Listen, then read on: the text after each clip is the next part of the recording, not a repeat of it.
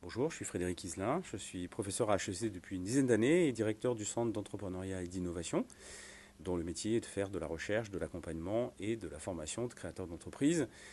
J'ai au préalable été entrepreneur moi-même, développeur et fondateur de start-up pendant 15 ans, avant de rejoindre la communauté académique, et j'essaie d'apporter à mon métier un double regard qui soit à la fois structuré et très opérationnel. Alors c'est un sujet très compliqué. D'abord, il faut savoir que le prix est le parent pauvre du management en général et du marketing en particulier. Parmi les quatre variables de ce qu'on appelle le marketing mix, le prix est vraiment le parent pauvre. Il y a à la fois peu de publications et de la part de la communauté académique et peu de concepts de la part des praticiens.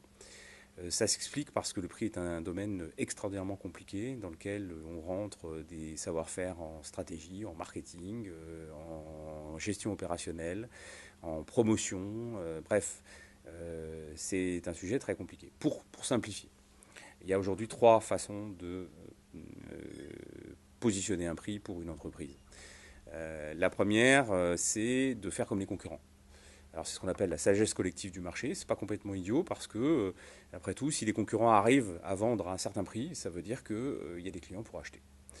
Le problème de cette simple approche, c'est qu'on n'est pas certain qu'à chaque fois qu'on vend quelque chose, on gagne de l'argent, puisqu'on n'a pas pris les coûts, les prix de revient, on n'a pas intégré les prix de revient.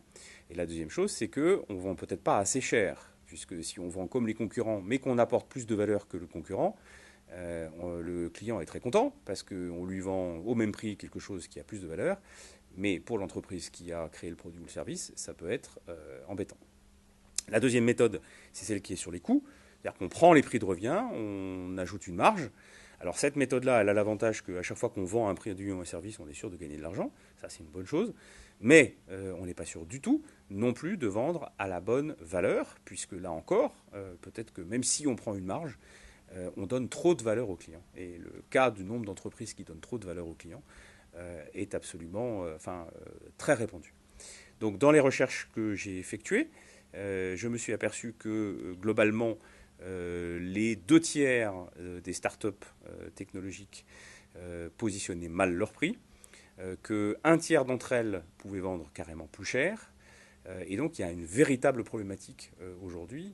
Et quand on le raccroche à ce qu'on évoquait sur la croissance faible des startups françaises, on peut peut-être se dire que si elles vendaient un petit peu plus cher, elles pourraient avoir des taux de croissance plus élevés. Alors comment il faut faire une fois qu'on a dit ça?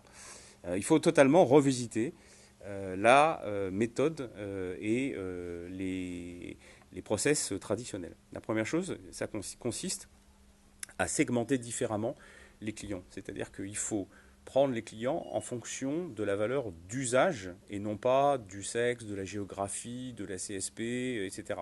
Donc il faut considérer que des clients qui ont un besoin de même nature, de même intensité, composent un segment. Une fois qu'on a utilisé cette nouvelle façon de segmenter, qu'on trouve d'ailleurs dans des logiques comme celle, des approches comme celle de Blue Ocean Strategy, hein, ce sont des choses qui sont maintenant de plus en plus répandues. On considère qu'une fois que ce segment a été identifié, il faut qu'on comprenne quels sont les concurrents de ce segment. Alors les concurrents de ce segment, c'est soit des concurrents directs, soit des concurrents indirects, soit les clients qui font eux-mêmes plutôt qu'ils achètent un produit ou un service.